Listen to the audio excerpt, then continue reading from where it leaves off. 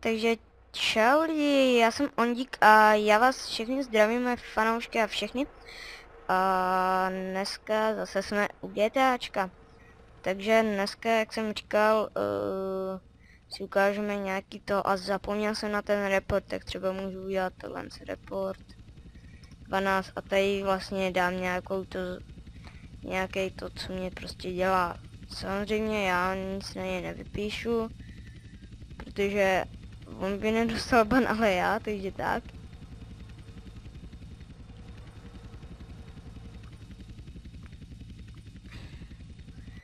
A vezmu si tady to auto a pojedu se udat, ať vidíte, jak vypadá věznice.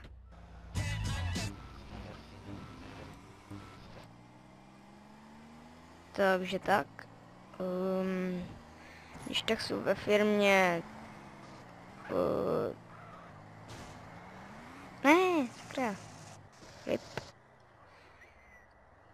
Track Trumpis Company.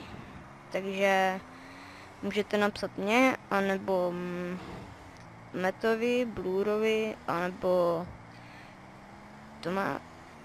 Tomasovi. On vás může pozvat.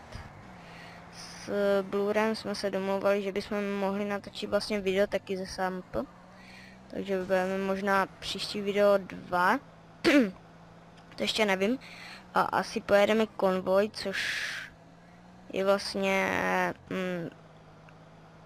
tam děláte vlastně mise s více lidma. Třeba musí mít někdo 100 bodů, což jsem tady já a ještě Scooby, ještě Tomas. Takže konvoje se jedou tak, že pozve vás do toho konvoje, musíte mít kamion a jedete spolu vy tři stejnou trasu, naložíte to a zase vyložíte a dostanete o něco víc peněz.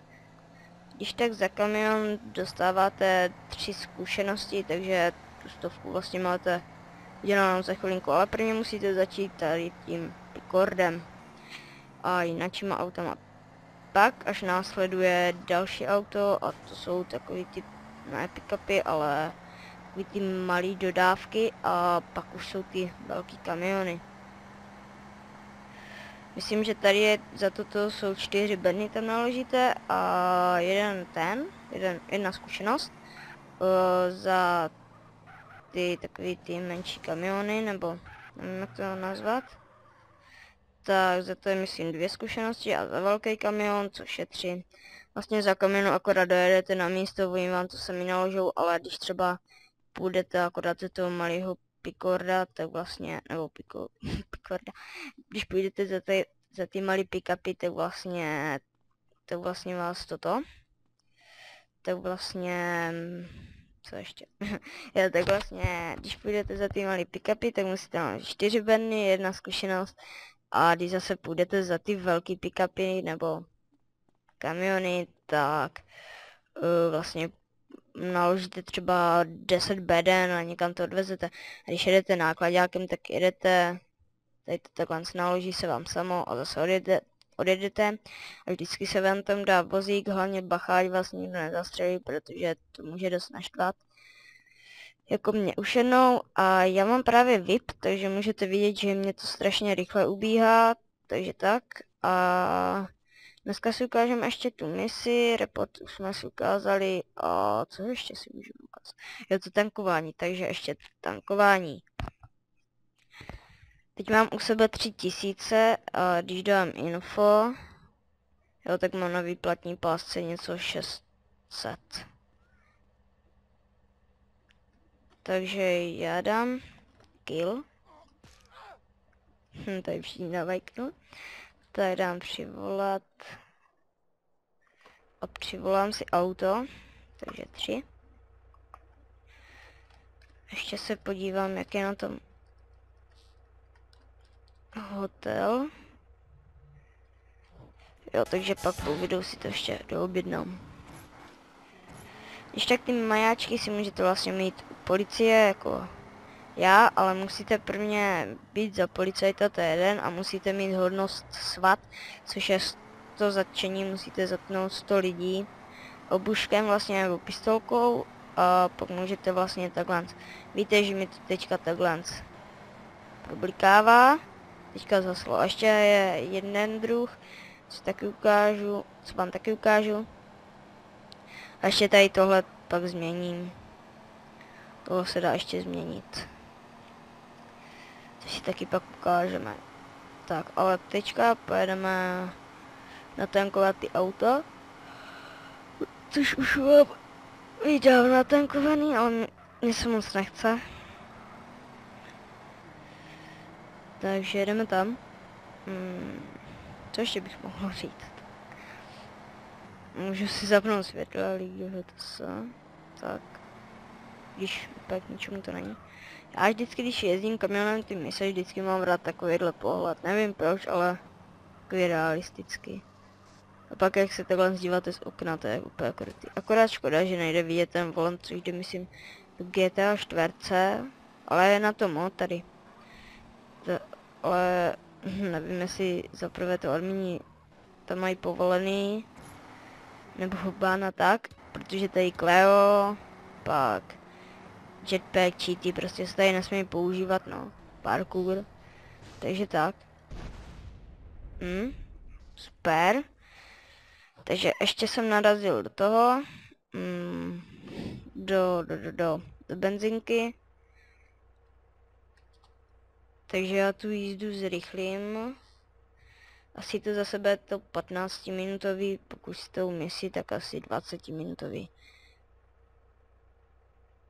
Takže já to zrychlím a no, tak to prostě zrychlím. Teď zatím čelec.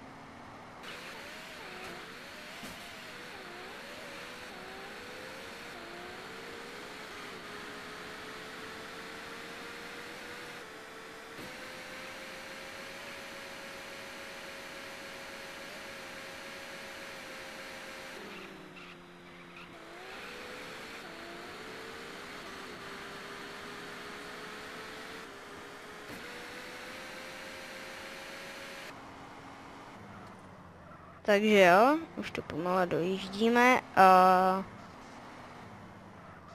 jsme tady, jak jenom to třeba skočím, jako teď. Vum. Když tak premium, a to si ukážeme v příštím díle. Víte, že tady hodně lidí jezdí tankovat, nebo aspoň většina.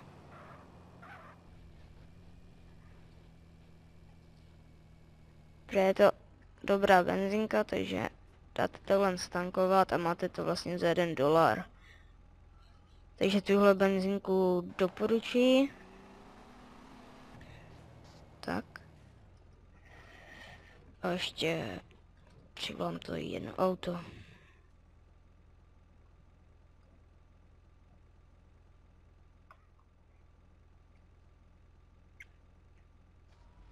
Tak.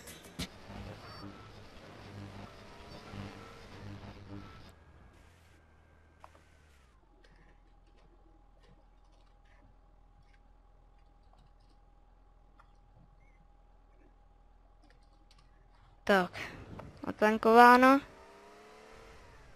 Tak já se portnu zpět do leva. Můžu vám ukázat, kde asi tak najdete tu naši firmu, abyste se mohli zeptat. Takže tady toto vám zkusíme a jdem. Tak, jinak jsem už dodělal tu misi, která byla těžká, nebo level. Musel jsem 25krát jezdit závod, ještě že už jsem měl třeba 13 uděláno, protože jsem byl dřív v gangu. Takže ještě, že to tak mám, no. Já šetřím totiž na, prostě chci plný level, ať pak s tím nemusím nějak, jakože, kakat. Takže tak. A vlastně ta naše firma, nebo moje ne, ale Metova, takže ta je tady, když takhle zabočíme. Tak. Zabočíme. A jedem. Třeba když někdo nemá třeba to VIPko a nemůže si přivolat auto, tak si přivolá vlastně taxíka, ale Už ho moc nepřivolávám, jenom když sulí ne já, nechci se mi přivolávat auto. Jinak to si taky můžeme ukázat v příštím díle. V příštím díle si ukážeme konvoj s kámošema tady. A třeba něco jiného.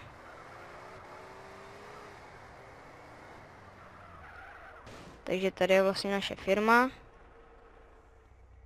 Uvidím, kdo tam je. Takže Matt a já se podívám.